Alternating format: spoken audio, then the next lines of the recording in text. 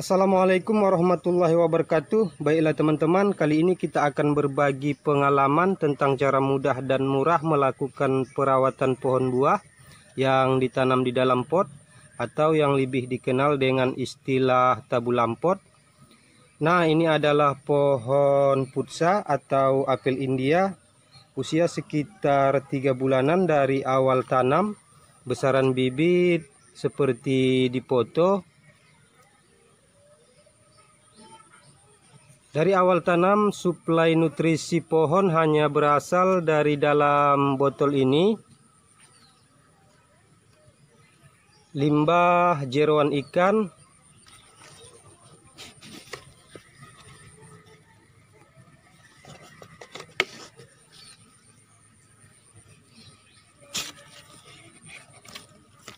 kepala udang,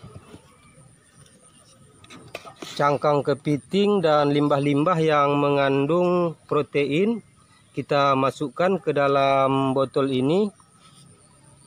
Kita masukkan setiap ada limbah ikan, hasil rutinitas istri kita membersihkan ikan. Nah, daripada kita buang, kan lebih bagus kita jadikan sumber nutrisi tanaman kita.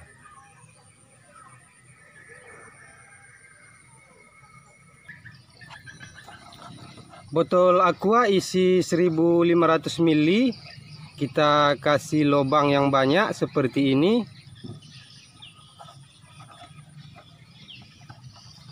Lalu kita tanam di dekat batang pohon.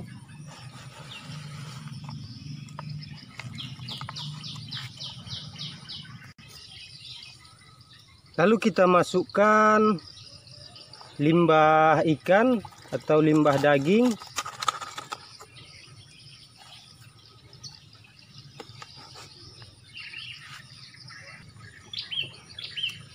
Dan yang perlu lagi kita siapkan ialah blenderan daun pepaya atau buah mudanya atau kulit nanas yang mengandung enzim papain sebagai pemecah protein menjadi asam amino. Kita tambahkan larutan gula merah atau molase dan kita larutkan ke dalam air, lalu kita siramkan ke dalam botol secara berkala 1 atau 2 minggu sekali. Mengenai bau, tentunya sangat bau sekali teman-teman, karena daging yang membusuk akan menghasilkan bau yang sangat busuk. Untuk menghindarkan bau busuk yang menyengat yang tentunya akan mengganggu kita, apalagi tabulam pot kita tempatkan di sekitar pekarangan yang dekat sekali dengan rumah. Selain mulut botol kita tutup, kita juga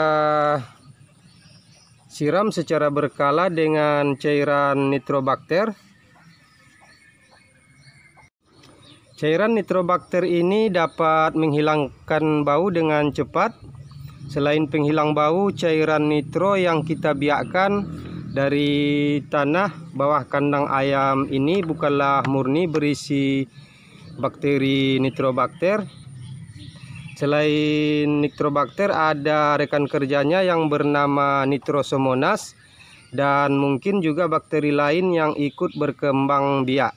Karena kultur bakteri ini kita lakukan hanya secara sederhana, tidak dengan sop higienis, tanpa alat yang direkomended, dan media biak tidak khusus untuk satu jenis spesies bakteri. Jadi hasil dari proses pembusukan daging yang kita masukkan ke dalam botol ini akan menghasilkan gas amonia yang identik dengan bau busuk. Gas amonia yang terlalu tinggi akan bersifat racun atau panas yang bisa menyebabkan akar pohon terbakar. Nah, cairan nitro inilah yang berisi nitrosomonas yang akan dengan cepat mengubah amonium menjadi senyawa nitrit. Selanjutnya nitrit akan diubah menjadi senyawa nitrat. Ini disebut dengan proses nitrifikasi. dan proses akhir yaitu nitrat akan langsung bisa diserap oleh akar tanaman. Selain cairan nitrobakter,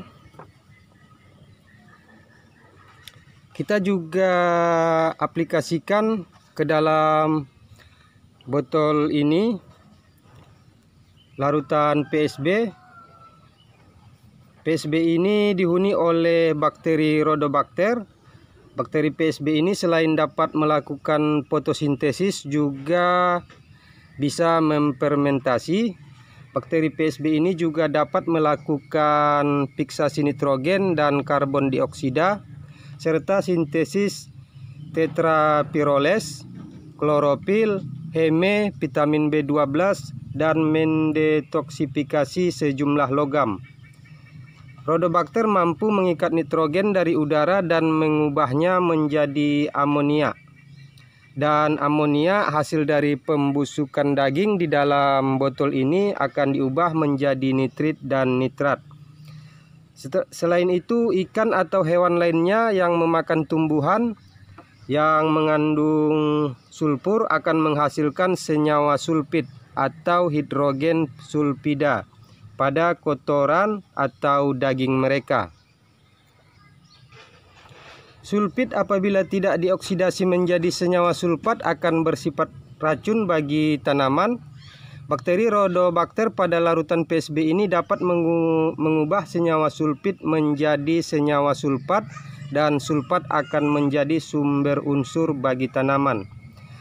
Jadi kesimpulannya, untuk merawat pohon buah yang kita tanam di dalam pot